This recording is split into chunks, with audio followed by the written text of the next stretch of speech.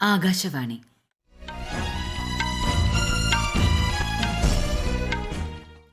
നമസ്കാരം. വാർത്തകൾ വായിക്കുന്നത് സീന ആന്റണി.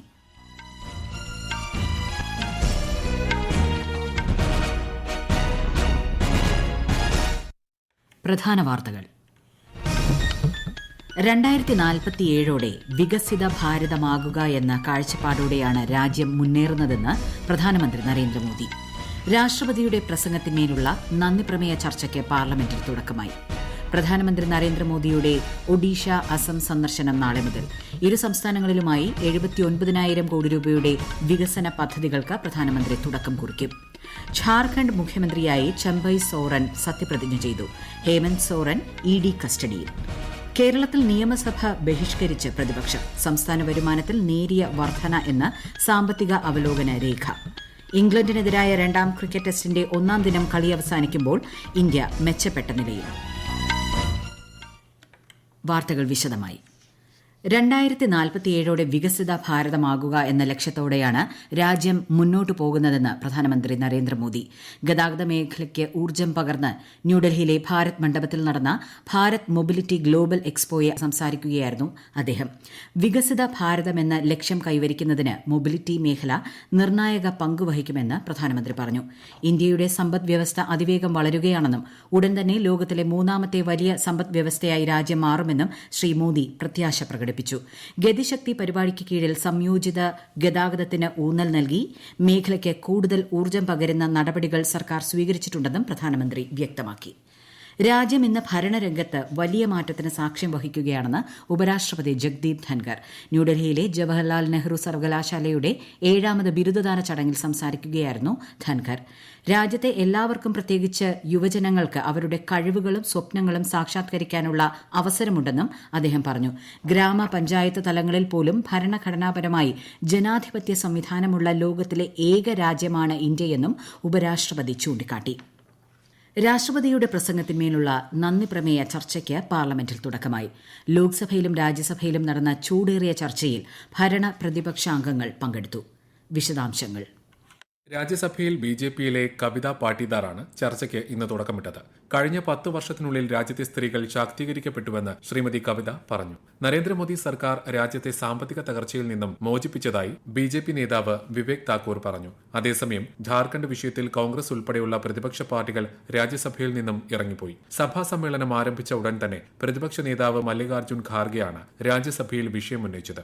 43 MLAമാരുടെ പിന്തുണയുണ്ടായിട്ടും JMM കോൺഗ്രസ് സഖ്യം ഝാർഖണ്ഡിൽ സർക്കാർ രൂപീകരിക്കുന്നത് ഗവർണർ വൈകിപ്പിക്കുന്നതായി ആരോപിച്ചാണ് പ്രതിഷേധം.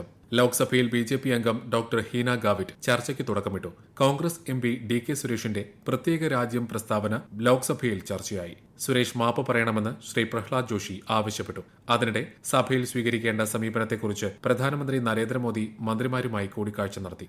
കേന്ദ്രമന്ത്രി അനുരാഗ് സിംഗ് ഠാക്കൂർ, നിതിൻ ഗഡ്കരി, അർജുൻ റാം മേഘ്വാൾ എന്നിവർ യോഗത്തിൽ പങ്കെടുത്തു.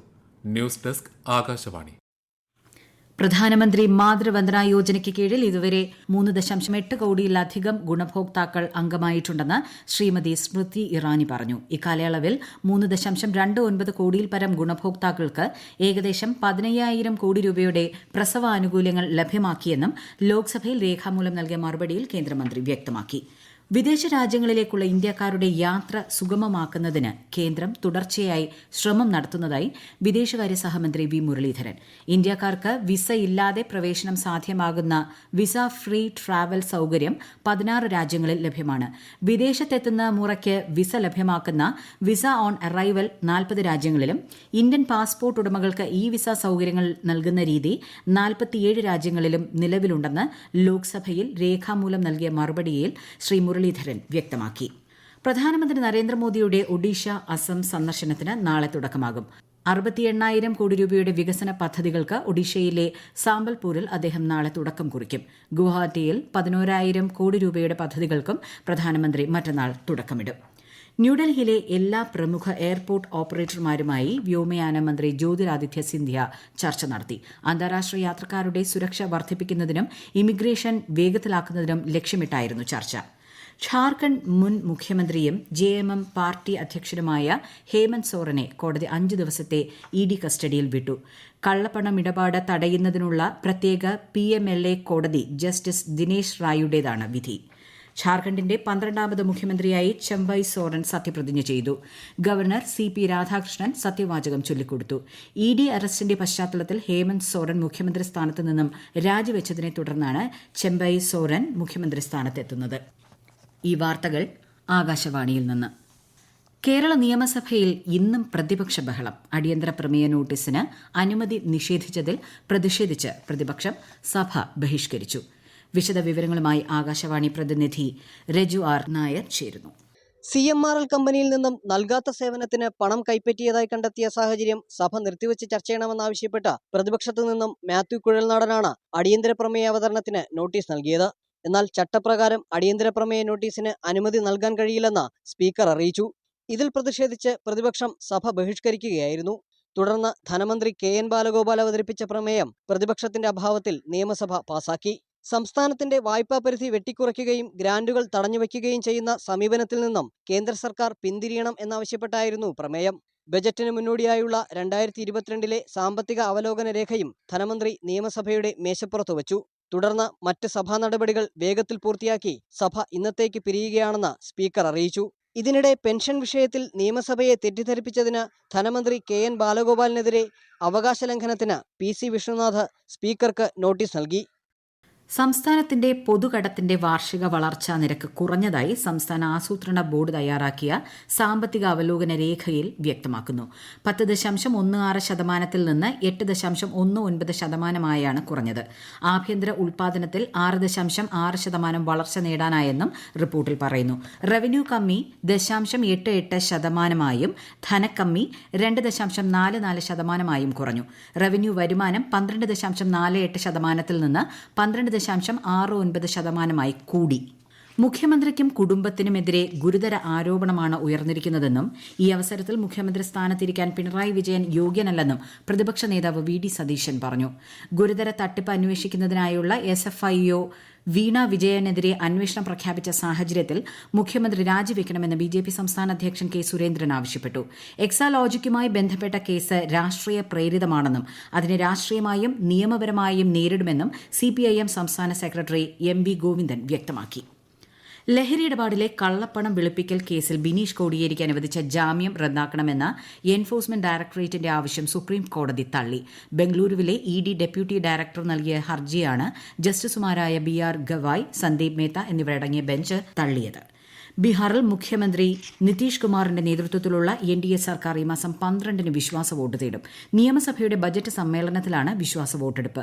ഗവർണർ രാജേന്ദ്ര ബിശ്വനാഥ് അർലേക്കറുടെ അഭിസംബോധനയോടെ 12-നാണ് ബജറ്റ് സമ്മേളനം ആരംഭിക്കുന്നത്. വിദേശ നാണ്യ നിയമ ലംഘനവുമായി ബന്ധപ്പെട്ട് ഡൽഹി, ഗുരുഗ്രാം, ജലന്ധർ എന്നിവിടങ്ങളിൽ എൻഫോഴ്സ്മെന്റ് ഡയറക്ടറേറ്റ് റെയ്ഡ്. ഉന്നതി ഫോറക്സ്, സിഗ്നേച്ചർ ഫോറക്സ് എന്നീ കമ്പനികളുടെ ഓഫീസുകളിലായിരുന്നു റെയ്ഡ്. ലൈസൻസ് ഇല്ലാതെ വിദേശ നാണ്യ ഇടപാട് നടത്തുന്നുണ്ടെന്ന പരാതിയെ തുടർന്ന് ഈ കമ്പനികളെക്കുറിച്ച് ED അന്വേഷണം നടത്തിവരികയാണ്. 2022 മാർച്ച് മുതൽ റിസർവ് ബാങ്ക് ഈ കമ്പനികളുടെ ലൈസൻസ് റദ്ദാക്കിയതായി പരിശോധനയിൽ കണ്ടെത്തി. രാജ്യത്തെ ഓഹരി വിപണികളിൽ നേട്ടം. ബോംബെ ഓഹരി സൂചിക സെൻസെക്സ് 440 പോയിന്റ് നേട്ടത്തിൽ 72,085-ലും ദേശീയ ഓഹരി സൂചിക നിഫ്റ്റി 156 പോയിന്റ് ഉയർന്ന് 21,853-ലും വ്യാപാരം അവസാനിപ്പിച്ചു. സ്വർണ്ണവിലയിൽ നേരിയ വർധന. പവന് 120 രൂപ കൂടി 46,640 രൂപയായി. ആന്ധ്രാപ്രദേശിലെ വിശാഖപട്ടണത്ത് നടക്കുന്ന 2ാമത് ടെസ്റ്റ് ക്രിക്കറ്റ് മത്സരത്തിൽ 1-ാം ദിനം കളി അവസാനിക്കുമ്പോൾ ഇംഗ്ലണ്ടിനെതിരെ ഇന്ത്യ 6 വിക്കറ്റ് നഷ്ടത്തിൽ 336 റൺസ് എന്ന നിലയിൽ. യുവതാരം യശസ്വി ജയ്സ്വാൾ തന്റെ 2ാം ടെസ്റ്റ് സെഞ്ചുറി നേടി. ഹൈദരാബാദിൽ നടന്ന ആദ്യ ടെസ്റ്റ് മത്സരം ജയിച്ച ഇംഗ്ലണ്ട് 5 ടെസ്റ്റുകളുടെ പരമ്പരയിൽ മുന്നിലാണ്. പ്രധാന വാർത്തകൾ വീണ്ടും. 2047ഓടെ വികസിത ഭാരതമാകുകയെന്ന കാഴ്ചപ്പാടോടെയാണ് രാജ്യം മുന്നേറുന്നതെന്ന് പ്രധാനമന്ത്രി നരേന്ദ്രമോദി. രാഷ്ട്രപതിയുടെ പ്രസംഗത്തിന്മേലുള്ള നന്ദി പ്രമേയ ചർച്ചയ്ക്ക് പാർലമെന്റിൽ തുടക്കമായി. പ്രധാനമന്ത്രി നരേന്ദ്രമോദിയുടെ ഒഡീഷ, അസം സന്ദർശനം നാളെ മുതൽ.